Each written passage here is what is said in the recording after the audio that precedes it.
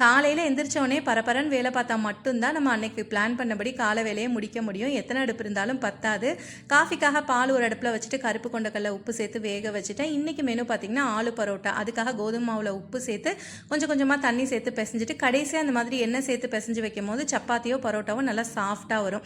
இதை ஊற வச்சுருவோம். இதுக்கிடையில் காஃபியும் ரெடி ஆகிடுச்சு. அதை குடித்தாதான் நமக்கு வேலையே புரியும். எப்படி வண்டிக்கு பெட்ரோல் போடுறோமோ அது மாதிரி.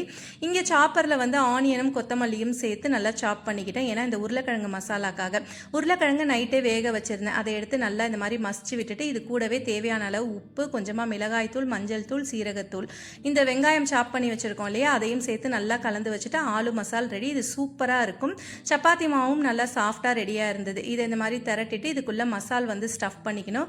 ஸ்டஃப் பண்ணிவிட்டு நல்லா கையாலே தட்டி விட்டோம் அப்படின்னா பரோட்டா சூப்பராக ரெடி ஆகிடும். இதை தவால சேர்த்துட்டு நெய்யோ எண்ணெயோ சேர்த்து சுட்டு எடுத்தீங்க அப்படின்னா செம்ம டேஸ்டியான ஆலு பரோட்டா ரெடி. கிட்ஸுக்கெலாம் ரொம்ப பிடிக்கும். இது கூட வெறும் தயிர் வச்சு சாப்பிட்டாலே அவ்வளோ டேஸ்ட்டு அட்டகாசமாக இருக்கும். இப்போ சம்மர் ஹாலிடேஸில் இந்தியாவில் பசங்க வீட்டில் இருக்காங்க இல்லையா, கண்டிப்பாக ட்ரை பண்ணி பாருங்கள். தேங்க்ஸ் ஃபார் வாட்சிங். பை.